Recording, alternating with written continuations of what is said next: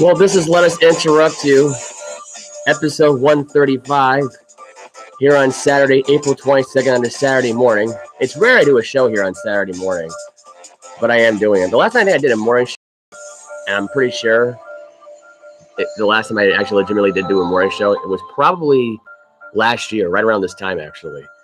I had people cut my grass. I don't know. I'm trying to remember what episode number it was exactly. Of when it happened. I was talking about Mike Tyson, the issue with Mike Tyson. I think it was right around Celtics playoff time too as well. I'm not 100% accurate on that. But yeah, this is Let Us Interrupt You. This is, if for anyone that doesn't know what the song is, it's MJF's Dig Deep theme, which I'm gonna keep playing it for a little bit. If YouTube allows me to even sink it into this point. Oh, I guess that's it. I guess that's all the time I really had here on the theme song portion of the show today. A lot of good NBA playoff action last night. For those that didn't watch the show yesterday, or listen to my show yesterday, or even watch it live, I did do a little quick recap for the entire week of the sports world: baseball, basketball, hockey. It's not easy being me, recapping all this stuff. Last night, though, and I may as well start with the Celtics last night, who had a really hard game last night against the Atlanta Hawks. The Hawks gave it to the Celtics last night. I think this is actually what was the exact formula of that game 2 with the Bruins Florida Panthers series. Totally underestimated this Hawks team for sure. Not 100% sure how they did that, how they managed to do that in this series here, but they did. I mean, they practically gave the Hawks really a lot of work in that second half here. Made it look easy too. Atlanta did. Not a lot of defense to be played. Trae Young and Dejounte Murray combined to get 56 points in the game. And that 130-122 victory last night, Tatum had scored 29 points in the game. A lot of bad three-point shooting last night, if I'd be perfectly honest here. They were 21 for 48. I'll give them that. That is about 43%, 44% from the field. Al Horford could have done more in this game. For a guy that was in there for 30 minutes, this is a guy that can shoot. This is a guy that can make baskets. He's a clutch guy when you need him to be. 2 for 6 is not a bad stat for a three-pointer for him. It really isn't, especially for a big guy like him, even though he's not that big. This was a game where Marcus Smart did a lot more than he probably than most people thought he would in a loss. And this is the only loss that I can think of here for the Celtics where Marcus Smart did everything that he could to help the team win, and they still lost. I can't figure that one out for Miami, really. Derek White, 4 for 7, 3 for 4 from the field. Jaylen Brown was the only bad mark of the night, was 0 for 4 for him from 3, and Tim was 4 for 11. So if you had to combine that, they were 4 for 15 combined from the 3. And they only combined to get 44 points. So think of it that way. Dejounte Murray had 25 points in the game, and he did. He was 11 for 21, 2 for 6 from 3, 6 rebounds, 5 assists. It was 74-65 by the end of the first half for the Hawks, and the Celtics were. And the Celtics had a 12-point lead at one point. They managed to get the lead back, run away with it. Then the Hawks got an 8-point lead. And at that point, it was just a runaway for the Hawks. I mean, there was nothing stopping that team from doing more here in the game. Sam Hauser didn't do as much in this game. Had 9 minutes, 1 0 for 2. That was it. That was his night. Robert Williams was 19 minutes in, which I'm trying to figure out why he had less minutes in this game. This is a guy that could have been in the game a hell of a lot more. I don't know if it was an injury story right now with him or whatever it was. They left Al Horford in there for too long. That's what I'm going to go with here, because the way they did this lineup last night made absolutely no sense. I just think that the idea that you have someone like Robert Williams, who's an enforcer on defense, and without him on the floor last night, and this was kind of a proof in the pudding that they gave Atlanta everything they could by playing small ball, which, I mean, if you're playing big ball here, it doesn't make sense to play small ball in that scenario. They could have had more size in this game. Brogdon was in there for 30 minutes. He was 7 for 15 from the field, 3 for 6 from 3. He had 17 points, 5 assists, 1 rebound. Not sure why they didn't have a lot of big men playing in this game. They had the size advantage going into it. Very surprised. Atlanta was able to cover the spread. Celtics were 8-point favorites. The Hawks pulled an 8-point upset.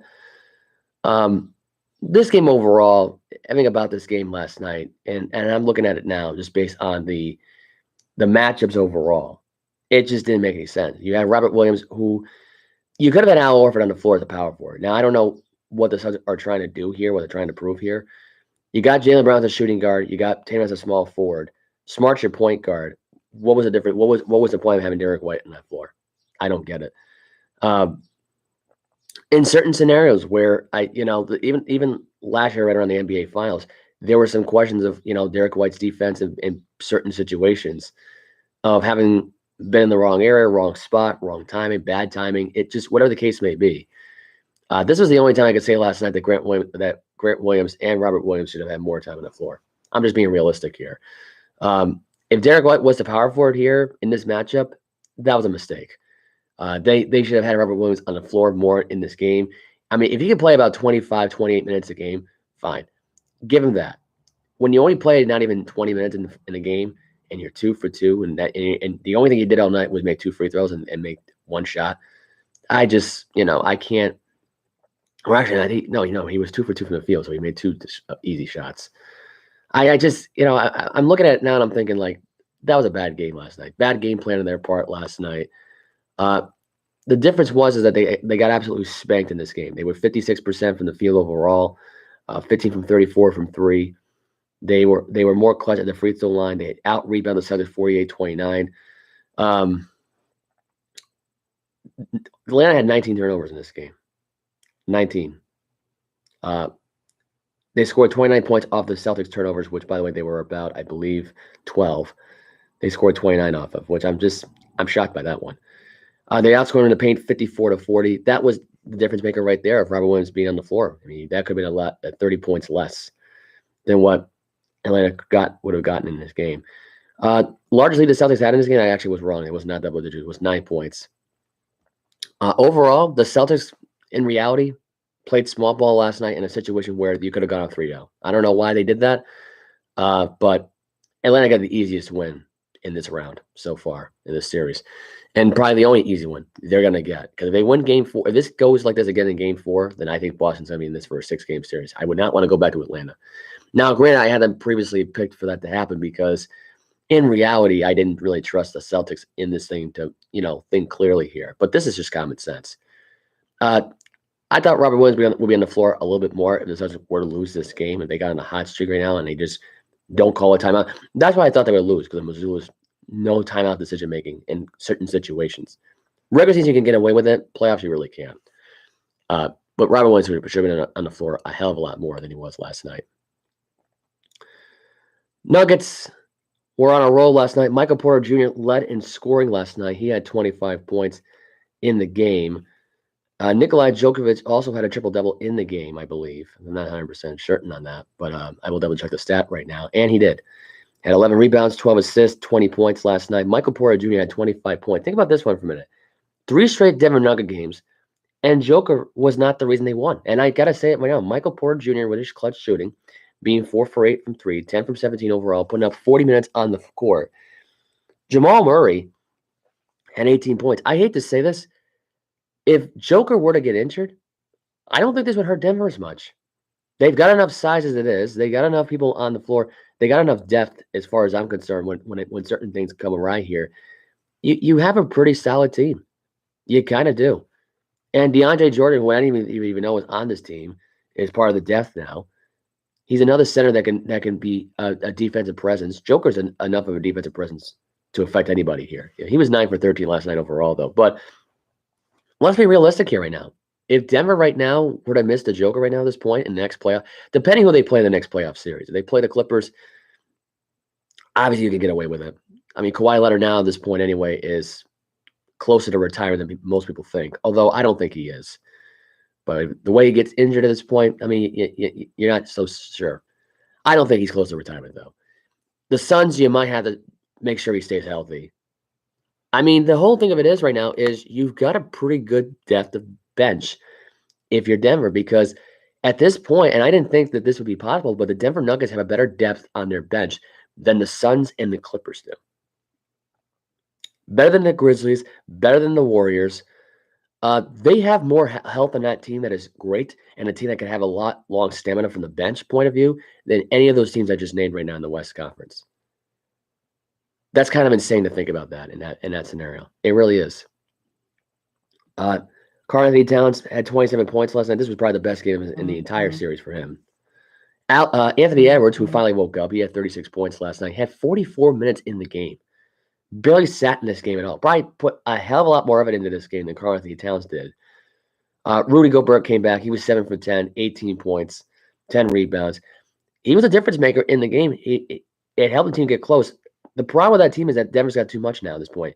Denver has got more in their arsenal right now than Minnesota did, and that was totally unexpected from a depth point of view. And Anthony Edwards at this point is never going to win anything with the Minnesota Timberwolves. If I'm him right now, I suggest getting ready to move out of Minnesota because realistically, there's no point. I mean, at this point, Anthony Edwards right now would be with the Denver Nuggets right now. Let's look at that lineup from that perspective.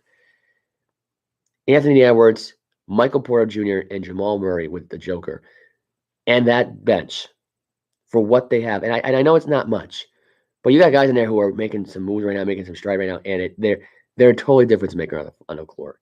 Believe me, they are. I mean, that is a scary lineup right there, and that would probably trounce Durant and Booker in Phoenix. That could do that. Now, I know what people think. It's Kevin Durant at this point, but here's the thing. Kevin Durant last year with Kyrie Irving got swept in the playoffs against the Boston Celtics. Denver's got too much arsenal in their power, and they're young. They're young and hungry. If you got a young and hungry team at this point with that much size, and they got size, then I think they can have a deep run for it in the playoffs. Now, I don't know if they're going to make it to the Western Conference Finals this time around here, whether they face the Clippers or the Suns. To me, I just can't see Jamal Murray getting shut down in a series against Phoenix, against a team that doesn't play a lot of defense overall. I just don't think they do. They don't play a lot of good defense at all. They're not a good defensive team. Durant's not a good defensive player. The Joker definitely is. Gordon definitely is a defensive presence. You know, you got guys in there that can average about 7 to 12 rebounds in this game. Phoenix can average about, I'd say 5 or 6, depending on who's on the floor. And Chris Paul is an aging veteran. So, that's the only factor going in this matchup. It's Paul, Booker, and Durant versus the Joker, Porter Jr., and Murray. But if you add in Anthony Edwards into the mix into that team's a lot. That team's got a lot of horsepower onto it. I'm just saying. You can put Michael Porter Jr. at power forward at that point. Move Aaron Gordon. Aaron Gordon's probably the only thing that's really going to hold you back. Inexperienced guy, wet as can be. It's just.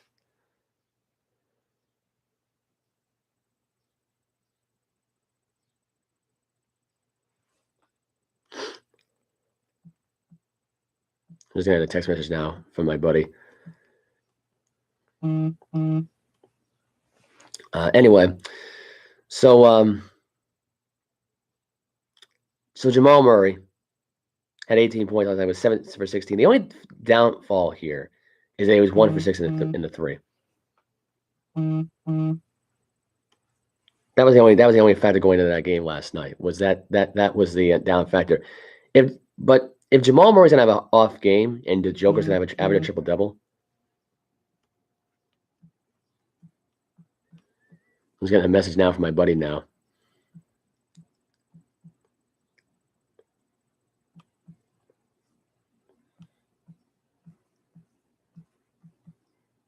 What the hell just happened? I'm sorry. My phone is just oozing at this point. Let me just get this out of the way. From game 2. I was just texting my buddy right now about the Bruins from last night. I'll get into them in just a second right now. But back to the Nuggets for a minute. And I think this is going to make a difference either way at this point. If Michael Porter Jr. and Murray and Joker both play at this high of a level right now against the Suns, then I don't see them losing to anybody else in the Western Conference at all. I'm just saying. There's too much horsepower in that team. And yes, we've seen Jamal Murray get outplayed by Curry before. The whole point of it is at this point is that we don't want to see Jamal Murray try to beat Steph Curry in the playoffs. We don't. Just play your role, and that's it. That's what you got to say right now if you're one of the Denver Nuggets assistants, because that's the only way you're going to get through these players. I mean, as crazy as it sounds, that's the truth. But yeah, what a game it was last night. Nuggets were just in control of the game from start to finish. I mean, this game was probably, if I had to say by far right now, this was probably one of the most better series we've watched. Better third quarter. Anthony Edwards, though, I would say him being a leading scorer right now with Karl Anthony Towns on the floor, I just, I got to say it's amazing. By the way, the Timberwolves were at the free throw line 35 times and made 29 free throws out of the 35. They were 82% in the game. Denver outscored Minnesota 60-52. This was probably by far, this is the only thing I can think of here. You have 60 points in the paint. Minnesota's got 52, and the only ending result here is a 120-111 game. And with the free throws, I mean, the stats on this game are ridiculous. They let in fast point breaks. They actually turned the ball over more, Denver did, but it didn't really seem to matter at that point. But either way you look at it, I mean, that was a good game last night.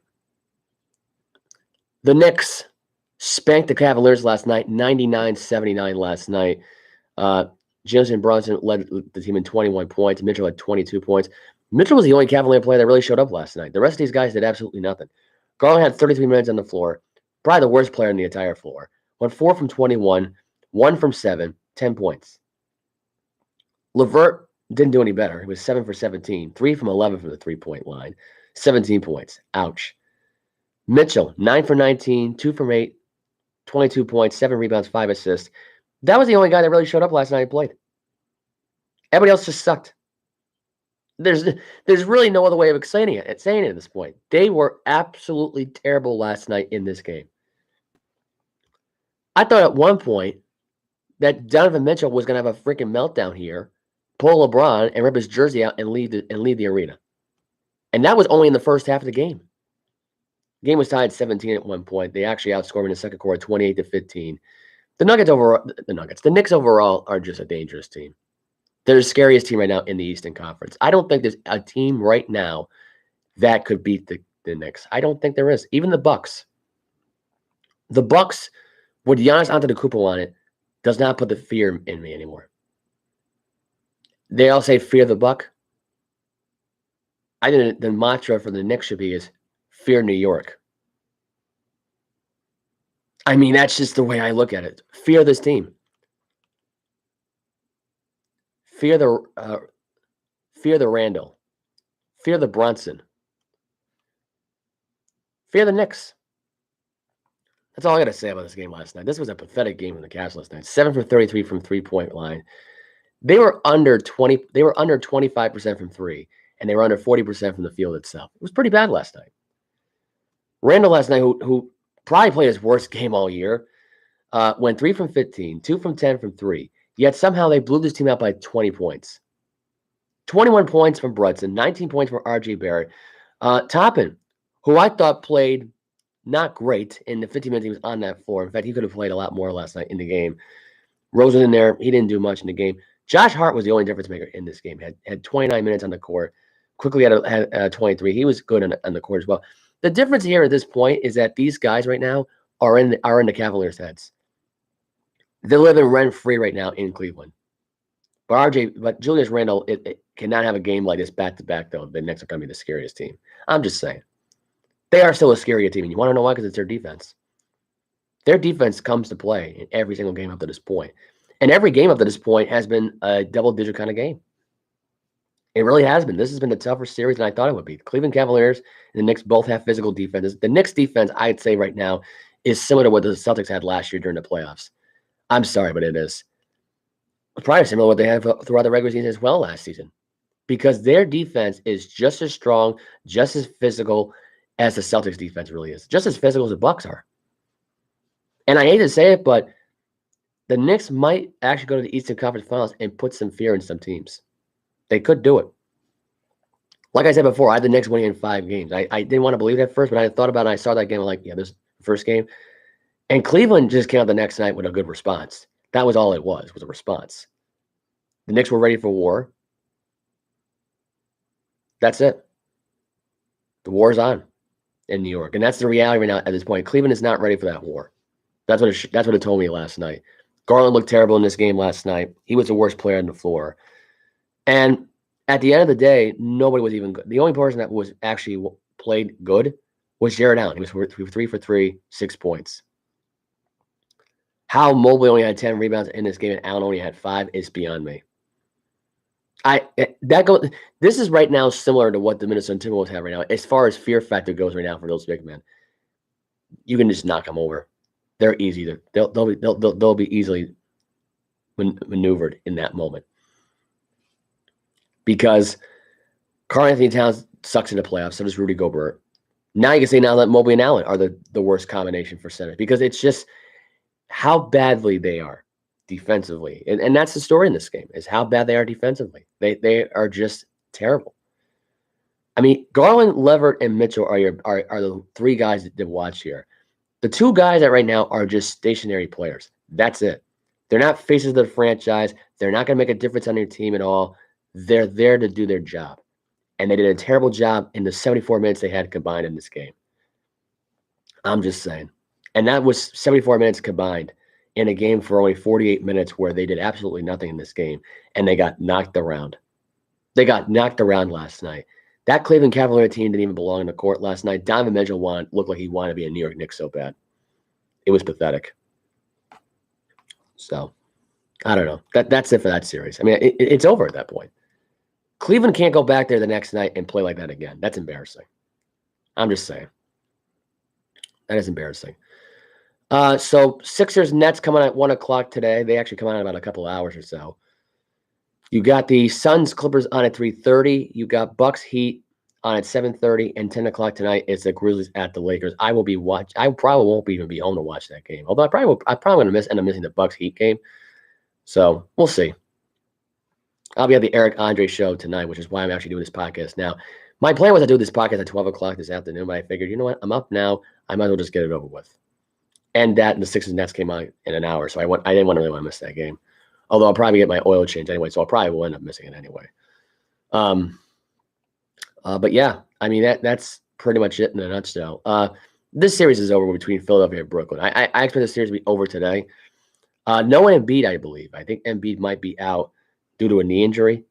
So that's really the only story in that game is that Philadelphia, even though there's no Embiid, there's still a 66% chance of them winning this game. And the tickets are going as low as $65. Think about that one for a minute. For a playoff series like that, first round, you know it's bad at that point where they want they're dropping the price. Apparently, and I looked at it the other day for a game 4 possibly. It was $200 to start off with. Now it's $64 because they know they suck, the Nets. So that's that. Darnhouse Jr. doubtful. I'm not sure what his injury is. In fact, I don't even know if he will even be a starter in this game. But that game should be over pretty quickly. Suns Clippers. This is a must-win game 4 in order for them to stay in alive here, and their prices are surprisingly low. Their tickets are starting out at $40. Kawhi Leonard is out with a knee injury as well. Stephen A. Smith had something on the No Mercy podcast last night that he mentioned about Kawhi Leonard, saying how he's got a knee problems at this point. Ty Lue was frustrated to the point he mentioned Kawhi Leonard to retire. I don't think Kawhi Leonard is ready to retire just yet for a guy who's 31 years old, who can still play at a high level. The problem is you got a guy that you knew was not 100% recovering from the ACL injury and probably came back way too soon. That's the reality. You got a guy right now who's got, at this point, bad knees in his early 30s. That's a guy right now that really should go through stem cell work on his knees before considering retiring. And I think we've seen. I'll give you someone an example. A WWE superstar, Rey Mysterio. He went through stem cell with his knees because his body was decrepit. He went through stem cell. He did like some stem cell stuff all over his body, and he's moving around now like he's in his mid 30s, or even younger than that. Best possible shape, looks jacked up for a guy who's 175 pounds, and that's that. Kawhi Leonard needs that for his entire body, and you don't know who also needs that? Paul George. Paul George needs that. Paul George could have used that 10 years ago at this point, and he would be still playing at a higher level. And really, he could have had the Clippers won a series or two the last couple of years. Just saying. Just FYI. Kawhi Leonard does not need to retire. I think it's way too soon. And the fact that he's saying how Kyrie Irving was the most talked about player in the NBA. People want to go see him at the games to see what he wears for outfits. It's not a fashion show, by the way. It's the NBA. It's not ballet, it's basketball. The idea of saying they'd rather have Kyrie Irving because of what the fans go there to see for, people will still go to see Kawhi Leonard. I hate to say it. It's Los Angeles, California. They need something to do to go out in LA. They still need to think there's a sport going on, especially for those old timers out there who love sports out in the West. I don't think people want to see Kyrie Irving sit in the ground at this point because that's what you don't want to do in an LA market. You don't want to fool these people like that Kyrie Irving's going to come and play and he doesn't end up playing. He ends up resting. You're going to piss those fans off enough to force him to leave. That's it. I mean, I know they pay their hard-earned ticket, but they can sell the ticket and go elsewhere. And they're not going to see the star play like LeBron or Kyrie or Anthony Davis. They're not going to want to watch the game. In fact, if you think about it, all you got to do is go by social media and say, oh, this guy's not playing. Screw it. We'll leave. Sell the ticket. There's a lot, and I remember going to a Celtic game, my first one, when they played against Brooklyn outside the TD Garden. There was fans out there that saying, oh, yeah, he's not playing tonight. I'm selling my ticket. I'm not going to the game now. That's all I heard from most of those fans. LA fans would be would not want to go to a Clipper game after this, and there was no Kawhi Leonard. And there was no reason, because they're not going to go there and watch Russell Westbrook play at a level where he can't do it by himself. And it's that simple. Kawhi Leonard should not think about retirement. He should think about going through stem cells in his legs. Maybe he's got arthritis in his knee. And he figured it's a rest management kind of ordeal, and I can just rest my knee up, and the Clipper team will be fine without me. I don't know if they'll be fine without you, dude. I don't think they are. But I will say this, though. If Kawhi Leonard helps us come back from a 3-1 deficit and win that series, because remember, we're looking at Kevin Durant, the same guy that allowed that to happen with his Oklahoma City Thunder. He had a chance to go to the NBA Finals, and they blew it. Just saying. I don't think Russell Westbrook wants to be part of history again and, be a guy that loses in 5 games or really loses a series in 7 out of being up 3-1. 3-1's haunting his mind at this point. It's not even the fact that Durant left him in Oklahoma City by himself. 3-1 is on his mind 24/7, and it's happened every single year. The Clippers need to avoid that today. They do. Do I think they do it? No. I think they go down 3-1 because without Leonard, you rely on Paul George at this point, who has the exact same problem as Kawhi Leonard does. But I think Paul George is older. That's the only difference. But not by much. Bucks Heat. I mean, depending on what Giannis does, Giannis has been ruled. I don't know if he's even playing in this game. He's been ruled. I think he's been ruled doubtful today. Wesley Matthews is out with an injury. Matthews is out, I believe, with a calf muscle issue. No Tyler Hero, no Nikola Djokovic. Not to be confused with the Joker itself, the real Joker in Denver. Kyle Lowry, doubtful. He won't play today. If Giannis is ruled doubtful this late in the day, and I'm saying this late in the day only because of the fact that that he didn't play, that he didn't even play in Game 2. He ain't playing in Game 3. I mean, if this guy's being ruled doubtful now at this point to play, Miami's winning this game. If Giannis does not play game 4, which is on Monday, that's it. That's it for the Bucks at this point. That is it for their run. And the Knicks and the Heat matchup in the playoffs with no Tyler Hero with a broken hand, who may not even play in that series. The Knicks have got an easier advantage to go to the Eastern Conference Finals. Grizzlies, Lakers. John Morant is doubtful. Jake Rivera has been ruled out. LeBron, Anthony Davis, and Dennis Schroeder both ruled been doubtful, but they're in the playoffs. Those 3 will play. I cannot imagine them not playing. I can't imagine the Lakers winning a playoff game without LeBron or Anthony Davis. I mean, I can't imagine the Lakers winning a playoff game without Kobe Bryant if he was injured. God forbid. At his time when he was playing in the NBA. So, Lakers are going to get the win today. And they should be able to close out this series by the end of the weekend, really. Hockey playoffs were on last night. Highlanders got the 5-1 win over the Hurricanes. Hurricanes are now up 2-1 in their series. Bruins beat the Panthers last night 4-2. Wild beat the Stars 5-1. And the Kings beat the Oilers 3-2 in overtime. Every game has been in overtime pretty much in the series between these two teams. It's kind of funny when you think about it. Bruins last night were awesome. They were on fire in this game. Taylor Hall got a goal last night. Orlov got 2 assists last night, and Forsling got a goal. Taylor Hall got it early as 2 minutes and 26 seconds. Charlie Coyle got a goal as well from assisted by Marchand and DeBrusque. Pasternak gets the goal. Orlov and Bertuzzi got the assist in this one. And Folongi had a goal, made it 4-0. This was on its way to being a shutout. But the Panthers got 2 late goals in the end. Realistically, it was a 4-0 game.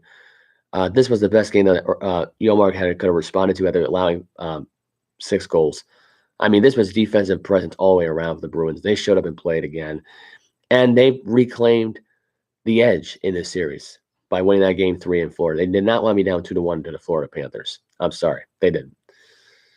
Overall, in the game last night, this was the Panthers won 30 faceoffs last night. They out-hit the Bruins this one by 13. The Bruins outshot the Panthers by 4, 35-31. A lot of penalty minutes, 18 penalty minutes last night for the Panthers last night. A lot of penalties in this whole thing. Nobody got a power play goal. They were to combine, they were 0 for 6 one another. Bruins were 0 for 4. This was great defense though by the Bruins at best though, when they were shorthanded or not. I mean, this was excellent defense last night, and excellent goaltending by Ullmark as well. So that was that. Islanders last night. They showed up and played last night. They just annihilated them. Islanders scored 4 fastest goals in playoff history last night. I mean, and it was really quickly too of how they scored those goals. I mean, it was all in the third period, all within minutes, one another. So I don't know what happened to the Hurricanes last night, but they looked all out of sorts last night. That was pretty bad. And the Islanders keep playing like this, they're gonna do good. 37 shots on the goal. They were 1 for 5 in the power play. The Islanders were. They didn't have a lot of penalties in this game. A lot of block shots, a lot of giveaways too by the Hurricanes, or by the Islanders. Excuse me. Like I said before, and I'll say it again: if they play like that again and score goal at the goal that quickly, that's troublesome for Carolina to survive that series. I'm just saying, it really is. Wild destroyed Dallas last night 5-1. This was a game that was Marcus Foligno and Zerkoro show, and Hartman. Those 3 guys show up and play in that series. It makes it really tough. You got really good wing guys on the floor. It's been interesting.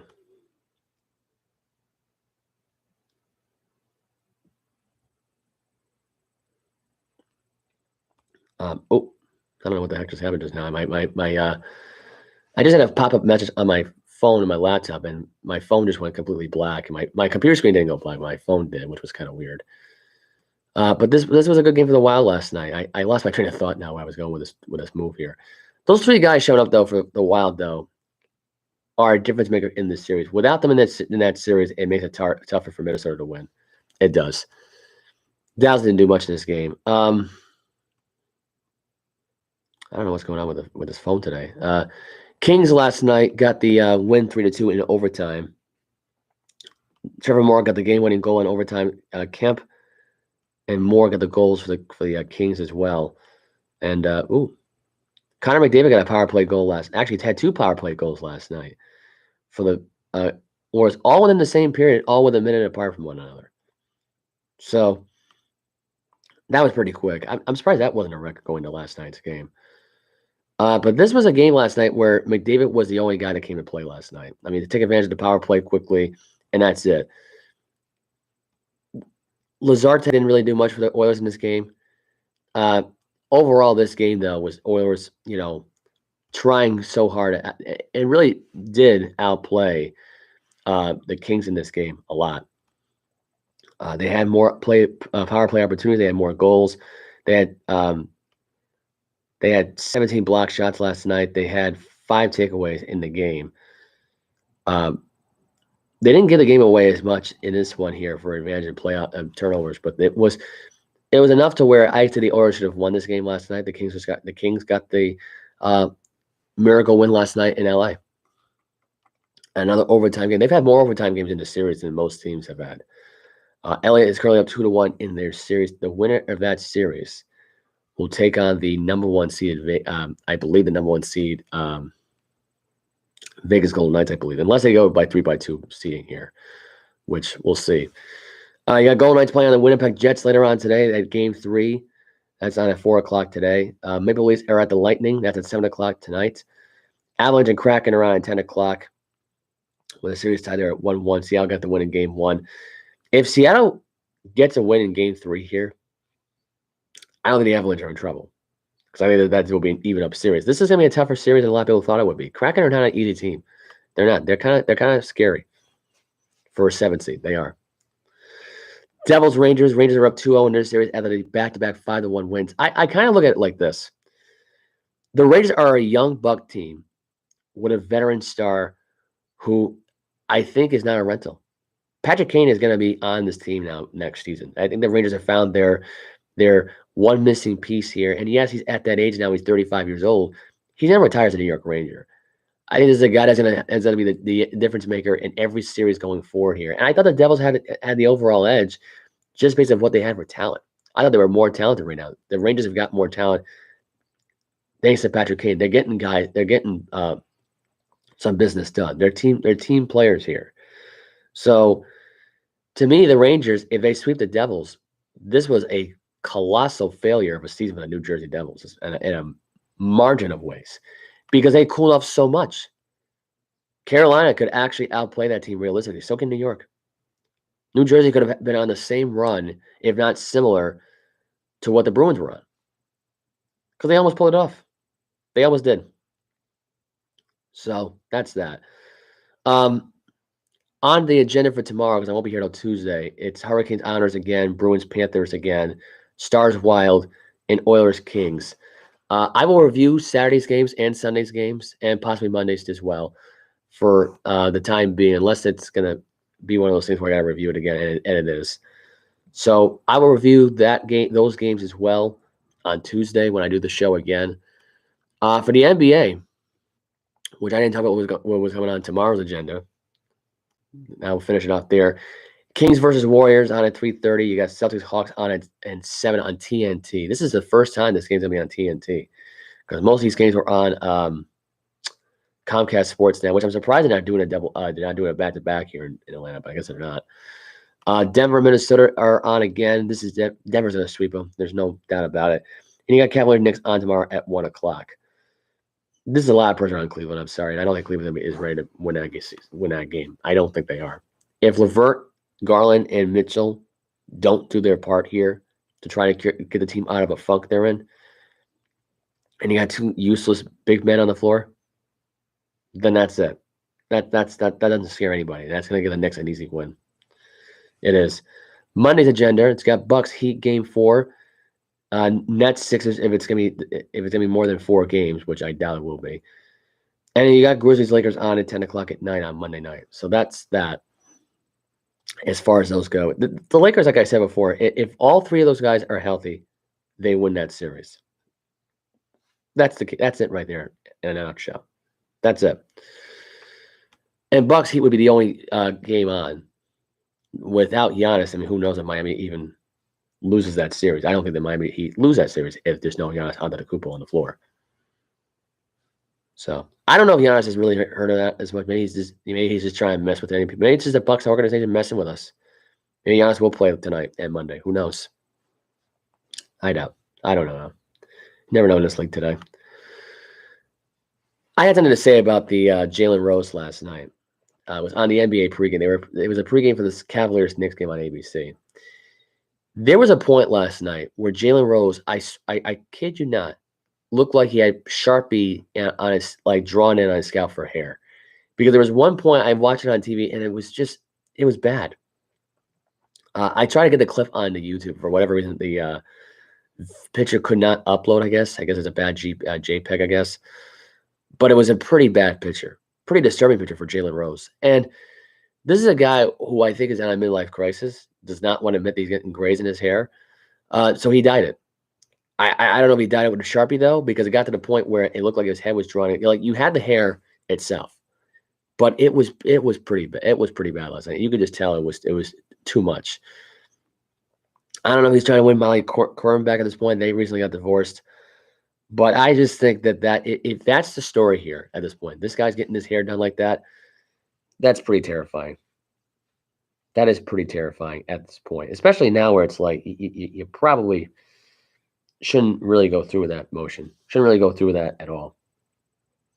With that hairdo. I'm just saying. We have some boxing that's on tonight. And tonight will be Gina Davis and Ryan Garcia out tonight. Davis, I think, is winning this fight. I don't know what it is. I just can't imagine Ryan Garcia winning it here. Gina Davis is legitimately a really good boxer. So is Garcia. But I feel like Davis at this point has got that more dog in him in a fight than Garcia does. I'm just sorry. I just call it like I see it. And I can see Davis winning it in 7 rounds. I think it's like 7 out of 12 rounds tonight, 7 out of 10 rounds. So I can see Davis knocking Garcia out in 7 rounds. KO, wins the match, and that's it. There was a media final face-off shoving a match there between Davis and Garcia. These two just don't like each other. They just don't. So I think Javina Davis right now is too quick. Garcia, quick as well, but I think Davis has got the dog in him in a fight really more than anything else. So anyway, there was also some other fights that were supposed to happen. I don't know if this was supposed to happen as of yesterday. This is April 19th. So I guess that was today's the 22nd, right? So 3 days ago. Okay. So Albert Puello was supposed to fight Rolly Romero. Their fight was called off due to the fact that Puello tested positive for COVID. So that is a 28-year-old fighter out with COVID. Not a good thing. Former champion, welterweight champion to be exact, Luis Castillo, retiring after a knockout loss. He held the WBA welterweight title from 2005 to 2006, announced his retirement from boxing on Wednesday, following a 6-round knockout loss to Angel Ruiz in Plant City, Florida. He said, quote, "For boxing, I'm done," post quote. And he also said, "This is the end of me now. The end for me now. Ruiz did what he had to do, came out with a victory. I give them credit and wish nothing but the best. Now I will get to spend more time with my family and with the grandchildren." The guy's a grandfather. Castillo, by the way, is 39-9 with 20 knockouts, by the way. He's fought many of the top boxers in his career. And he which started in May of 2000, after he won a 147-pound title in 2005, dropped the belt in a controversial decision defeat to UK star Ricky Hatton the following year. But he has fought a lot of guys. He fought Shane Mosley, Amir Khan, and Victor Ortiz in a second-round knockout in 2014. So he's been around for a while. Our boxer Conor Benn, charged with use of prohibited substance. British boxer Conor Benn has been charged with alleged of use of prohibited substance. British anti-doping authorities said on Thursday.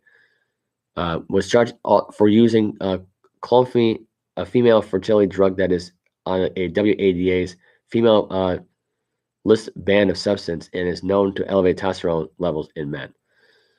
So, not good for Conor Benn. Not good. I didn't have any talking some boxing today. It's rare that I do.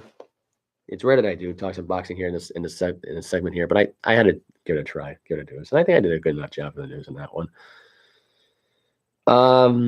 I think there was supposed to be a story on here anyway. I don't remember exactly what the story was.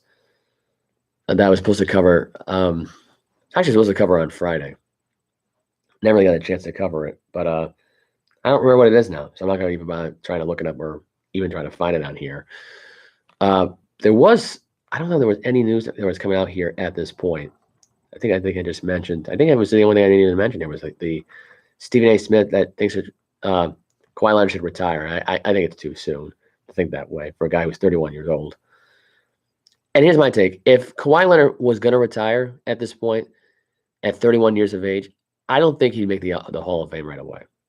Kawhi Leonard at least needs 5 or 6 more years to convince me otherwise that he is a Hall of Famer and not just some flash in the pan regular season player. I call like I see it. I just, I do call like I see it at this point. Anyway, so I am going to end the show there with that. On that note, pretty strong show to say the least today. NBA playoffs start in about an hour and 45 minutes. I'll be watching most of it if I can today. Be watching hockey playoffs as well. I will be back here on Tuesday for the rest of the show. On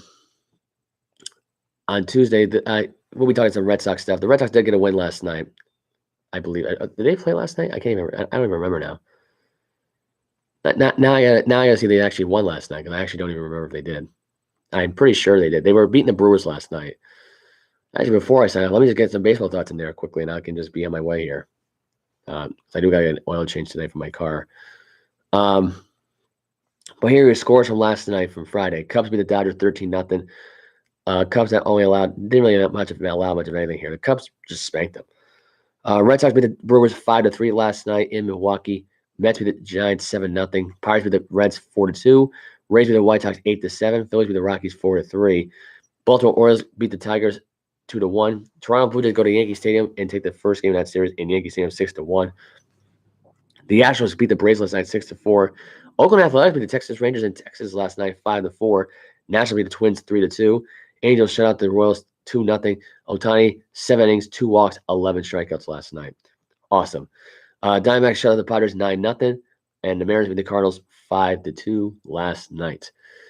So that is your baseball scores, your baseball story of the week. And that's it. That's all I got for the show. You know my social media. And I'll see you all on Tuesday. Bye.